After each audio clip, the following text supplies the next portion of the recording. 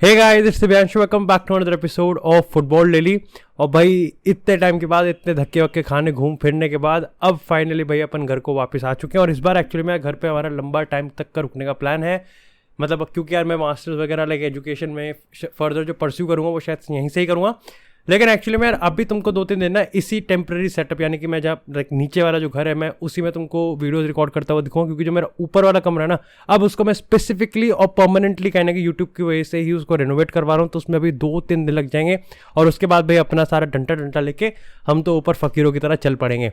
लेकिन एक्चुअली मैं आज के एपिसोड में आगे जाने से पहले let's talk about mad about sports, क्योंकि यार एक ऐसे ग्रुप ऑफ पीपल हैं जो कि आपको एक परफेक्ट प्लेटफॉर्म और अपॉर्चुनिटी प्रोवाइड करते हैं कि आप फुटबॉल को एक नए डायमेंशन, एक नए पर्सपेक्टिव की तरह से देखना स्टार्ट कर सकते हो। देखो यार, अगर आप फुटबॉल फैन हो जो अपना करियर परस्यू करने का सोच सकता है फुटबॉल में, स्पोर्ट्स में, या फिर if you are a fan जिसको बस एक क्यूरियोसिटी हुई, सही बताऊं तो मैं इस कैटेगरी का बंदा था जब मैंने यूट्यूब स्टार्ट नहीं किया था। मैंने उनकी 2 वर्कशॉप ली थी जहां पर उन्होंने बताया था कि आप किस तरीके से परस्यू कर सकते हो फुटबॉल में या फिर किसी भी प्रोफेशनल स्पोर्ट्स में, और किस तरीके से आप कहीं ना कहीं करियर अपॉर्चुनिटीज़ वहाँ पर इंक्लूड और कहीं ना कहीं आप वहाँ पर जान सकते हो। सो डू मेक श्योर कि आप आने वाली मैड अबाउट स्पोर्ट्स की जो वर्कशॉप है उसमें अपने आप को जरूर रजिस्टर करें। रजिस्टर का जो लिंक है वो कहीं ना कहीं मैंने डिस्क्रिप्शन में दे रखा है और पिन कमेंट कर रखा है। And see you guys there. लेकिन इसी के साथ यार बात करते हैं आज के अपने फुटबॉल एपिसोड की पहली अपडेट से, जो कि आती है क्रिस्टियानो रोनाल्डो से।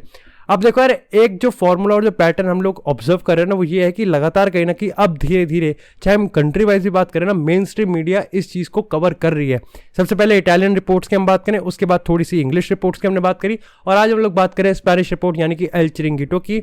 और उनके एक रिपोर्टर ने कहीं ना कहीं ये ब्रेक थ्रू करने की कोशिश की है कि जहां पहले ये कंफर्म हो रहा था कि रोनाल्डो अपना जो करियर, जो अपना कॉन्ट्रैक्ट है यूनाइटेड के साथ 2 साल का, वो फुलफिल जरूर करेगा और वो कंफर्म है, वो कहीं ना कहीं अब हिल गया और अब डगमगा गया।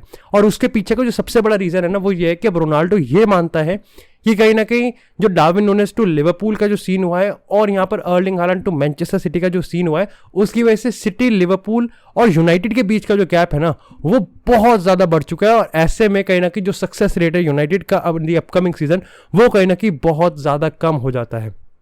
अब डेफिनेटली यार देखो, आप कह सकते हो कि ये चीज़ एक एक बेट न्यूज़ भी हो सकती है या फिर डेफिनेटली, लेकिन हम अपने एपिसोड में यार हमेशा से इस चीज़ को ब्रेक डाउन करते हैं। मेरा ओपिनियन इस न्यूज़ के रिगार्डिंग ये है कि देखो यार, आई डोंट थिंक कि अगर रोनाल्डो इस सीजन में इस सीजन यूनाइटेड के साथ कंटिन्यू करता है तो वो बहुत कुछ एक्सपेक्ट करता है। और देखो यार, वही चीज़ है कि रोनाल्डो ने अपने इंटरव्यूज़ में भी यही चीज़ कहा है कि एरिक टेन हैग पे प्रेशर नहीं डालना है। क्योंकि जब हम देखो, अब अगर कोई रिपोर्ट ये बता रही है कि सक्सेस के चांसेस बहुत कम है तो वो सिर्फ रोनाल्डो के लिए नहीं है बल्कि पूरी टीम के लिए है। और ऐसे में जो सबसे बड़ा सवाल खड़ा होता है वो आता है मैनेजर पे। और रोनाल्डो ने इस चीज़ को अपने इंटरव्यू में पहले ही कंफर्म कर दिया है कि यहाँ पर टेन हैग को टाइम देना पड़ेगा। और जब टाइम देने की बात आती है तो वो 1 हफ्ता, 2 हफ्ता, 3 हफ्ते की बात नहीं होती, वो पूरे सीजन की बात होती है। हाँ, ये हम कह सकते हैं कि डेफिनेटली इस रिपोर्ट में एक जो इंडिकेशन दिया है वो ये है कि ट्रांसफर्स पे।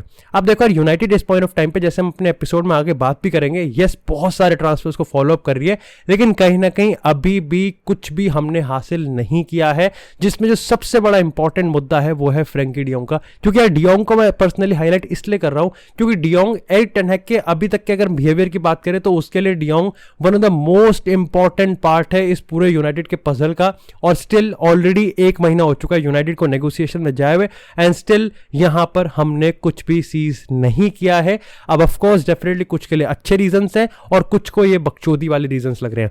लेकिन मेरे को लगता है कि यार रोनाल्डो, मतलब यार again it's very unexpected and very confusing. क्योंकि यस, अगर कोई मेरे को ये कहेगा कि क्या जॉर्ज मेंडेस इस चीज को कंसिडर कर रहा है तो मेरा हाँ आंसर होगा हाँ। और क्या कोई मेरे को ये कहेगा कि रोनाल्डो यूनाइटेड को छोड़ना चाहता है तो मेरा आंसर होगा बिल्कुल ना। तो डेफिनेटली कहीं ना कहीं जो मामला है वो अभी भी अनएक्सपेक्टेड है।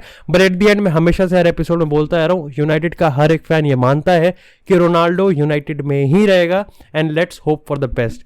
लेकिन इसी के साथ बात करते हैं अपने एक और बहुत बड़े सुपरस्टार की, और वो आता है यहाँ पर नेमार जूनियर।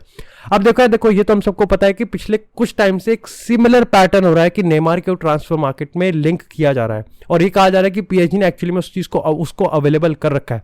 लेकिन अब कहीं ना कहीं इस कहानी में जो नया पुश आता है, जो नया ट्विस्ट आता है, वो तब आता है जब नसीर अल खलाफी से एक्चुअली में ये पूछा जाता है कि क्या नेमार एक नए पीएसजी के प्रोजेक्ट का पार्ट है या नहीं है।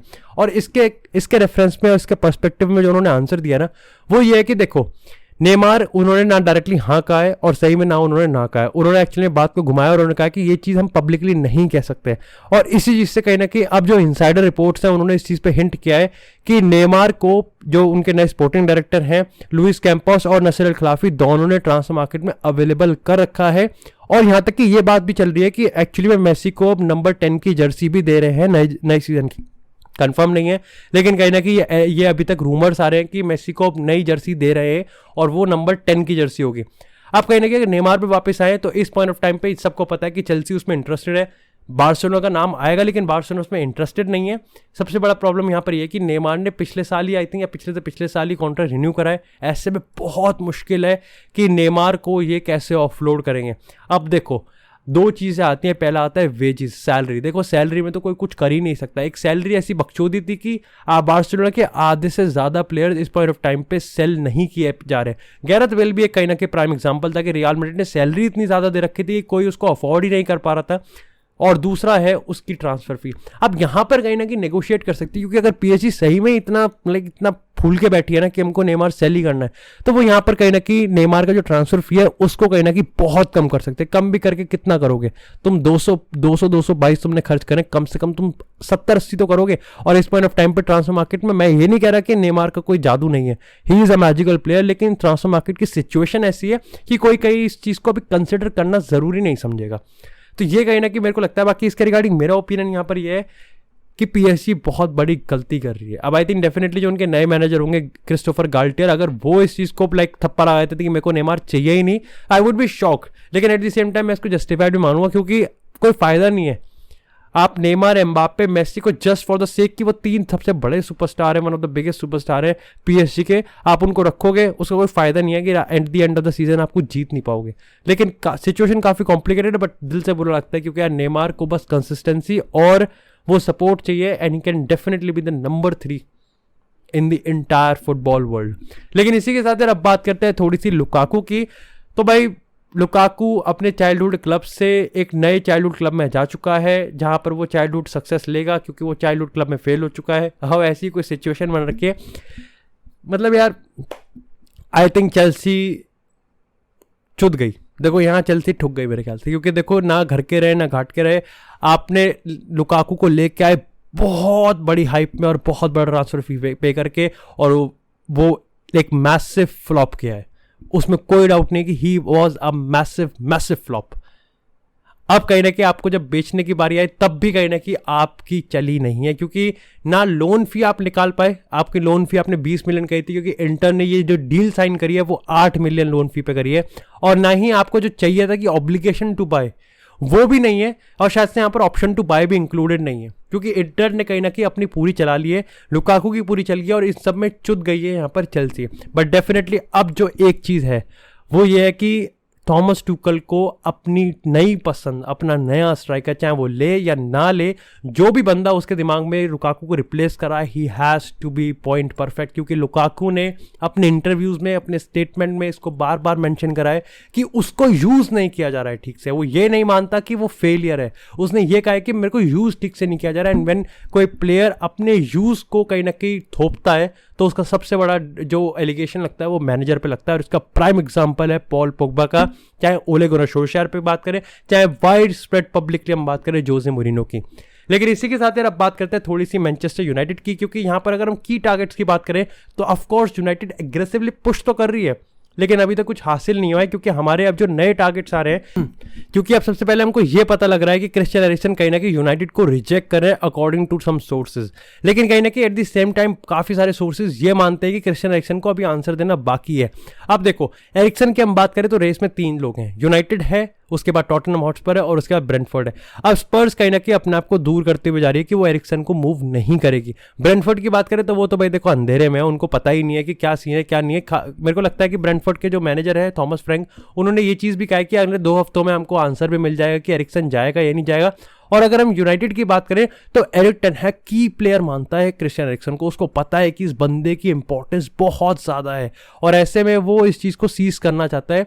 I think this is reason कि इन्हें क्रिश्चियन जो एरिक टेन है कि वो यूनाइटेड के अटैकिंग बिल्डअप को बहुत स्टेबल और क्रिएटिव रखने की बहुत ज़्यादा कोशिश कर रहे हैं, और इसलिए उसको पता है कि एरिक्सन की इंपॉर्टेंस कितनी ज़्यादा है।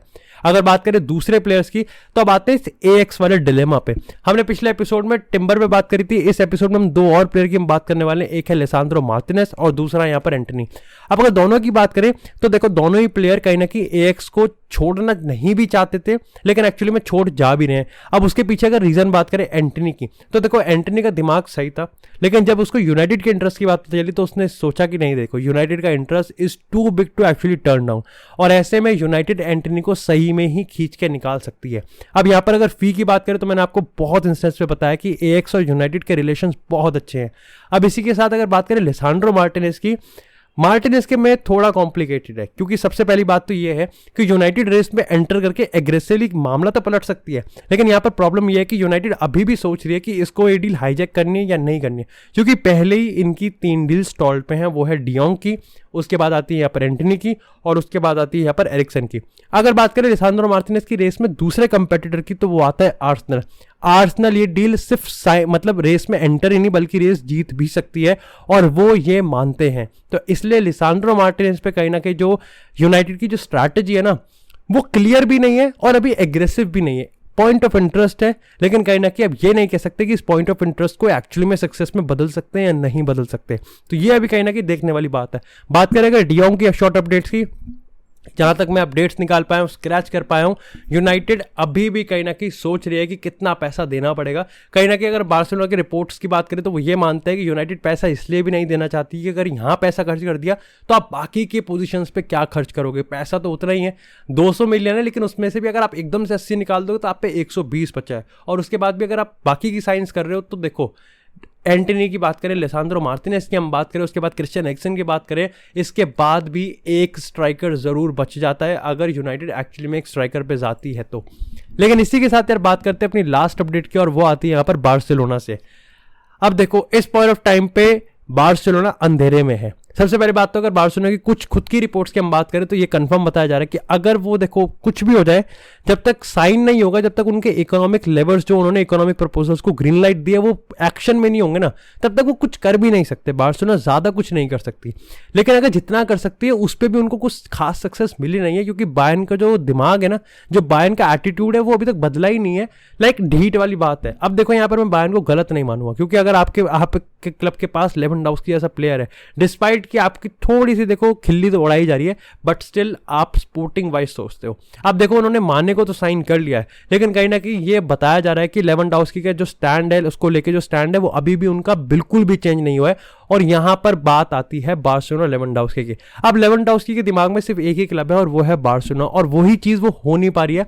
यहां तक कि इतना भी बताया जा रहा है कि जो बार्सिलोना का पहला ऑफर था, आई थिंक 32-35 मिलियन का था, उसका रिप्लाई भी नहीं दिया, मतलब रिजेक्ट। देखो बार्सिलोना ने रिजेक्ट करा यूनाइटेड के ऑफर को, नाउ दे नो कि यूनाइटेड को एक नया ऑफर डालना पड़ेगा, इंप्रूव्ड ऑफर। लेकिन बार्सिलोना को तो ऑफर भी रिजेक्ट नहीं करा गया बायर्न की तरफ से, तो उनको पता ही नहीं है। तो अगर आप ये मान के चलो कि 55 मिलियन फॉर अ प्लेयर, जो कि बायर्न मानती है कि देखो 55 से कम तो हम हिलेंगे ही नहीं, जो कि मेरे को लगता है काफ़ी ज़्यादा है। मेरे को सही में लगता है कि लेवेंडोव्स्की के लिए 1 साल बचने में 55 मिलियन बहुत ज़्यादा है। लेकिन एट द सेम टाइम दिमाग के एक दूसरे छोर पे ये भी बताया जाता है कि यार बंदा लेवेंडोव्स्की है, कुछ मिलियंस के लिए यस 35 से 55 मिलियन जाएगी तो ये डील एक बार्टोमो स्टाइल डील भी हो सकती है। लेकिन कहीं ना कहीं हम बेवकूफ़ भी बन सकते हैं। अगर बार्सिलोना फैन के पर्सपेक्टिव सोचे तो वो बेवकूफ़ भी बन जाएंगे अगर कहीं ना कहीं वो एट द सेम टाइम ये सोचे कि देखो लेवेंडोव्स्की ऐसे प्लेयर को मिस करें सिर्फ 10-15 मिलियन के लिए। बाकी डू लेट मी नो कि आप किस थ्योरी के लिए, इस आइडिया के लिए और इस सारी स्टोरीज जो कि हमने इस एपिसोड में कवर करी है, इसके बारे में आप क्या सोचते हो। Of course do make sure कि आप मैड अबाउट स्पोर्ट्स के आने वाली वर्कशॉप के लिए रजिस्टर जरूर करें, क्योंकि अपन भी वहाँ होंगे, आप भी वहाँ होंगे, साथ में कुछ सीखेंगे और साथ में उस चीज़ पर डिस्कस करेंगे।